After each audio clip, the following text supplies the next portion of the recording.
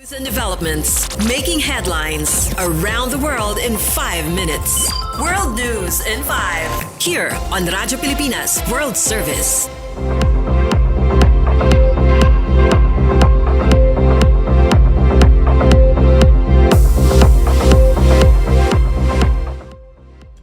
Good day, I am Peñano with today's World News in 5.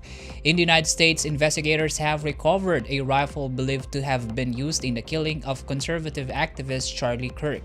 The Federal Bureau of Investigation, or FBI, has also released security camera images of a person of interest described as college-aged. Kirk, 31, a close ally of U.S. President Donald Trump and co-founder of Turning Point USA, was fatally shot Wednesday while speaking at Utah Valley University in Orem, about 65 kilometers south of Salt Lake City.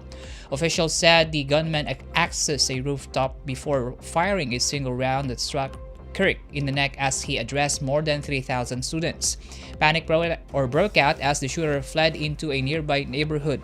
FBI Special Agent Robert Balls confirmed that a bolt-action rifle was later found in nearby woods, along with palm prints and footprints.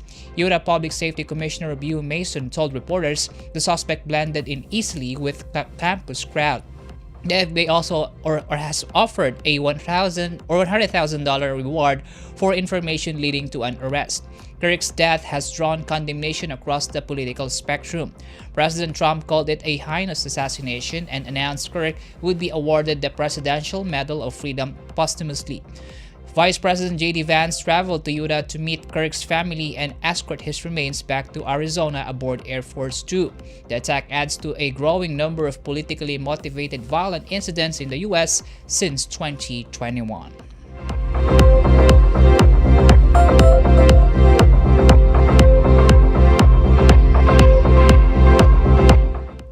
In our news, the UN Security Council has condemned recent strikes on Qatar's capital Doha in a statement backed by all 15 members, including the United States.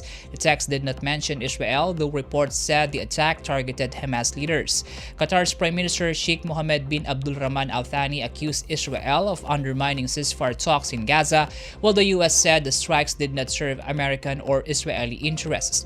Algeria and Pakistan also criticized Israel, with Algeria lamenting the Council's failure to name the aggressor. The Gaza war began with Hamas's October 2023 assault that killed 1,200 people in Israel.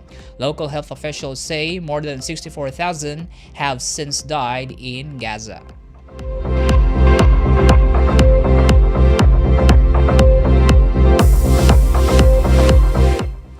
In Brazil, former President Jair Bolsonaro has been convicted of plotting a coup to stay in power after losing the 2022 election. The Supreme Court's decision makes him the first ex-president in Brazil's history found guilty of attacking democracy. 4 of 5 justices voted to convict Bolsonaro of crimes including attempting to abolish democracy and organizing a coup. One justice dissented, raising questions that could prolong appeals ahead of the 2026 election. Bolsonaro, currently under house arrest, faces up to 40 years in prison. The ruling also convicted 7 of his allies, including military officers, the first such convictions in nearly 140 years of Brazil's Republican history. Justice Carmen Lucia said Bolsonaro acted with the goal of eroding democracy and institutions. The decision has drawn international reaction. U.S. President Donald Trump, a close ally, called the case a witch hunt and imposed sanctions on Brazil's judiciary. U.S. Secretary of State Marco Rubio also criticized the ruling, while Brazil's government said the verdict defends the rule of law. Bolsonaro, who is barred from office until 2030, has vowed to return to politics. Justices are expected to decide his sentence by Friday.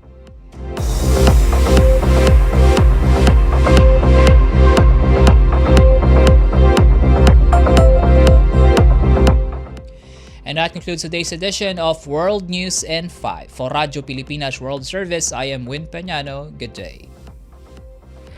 World News in 5. Right now. News and developments making headlines around the world in 5 minutes. World News in 5 here on Radyo Pilipinas World Service.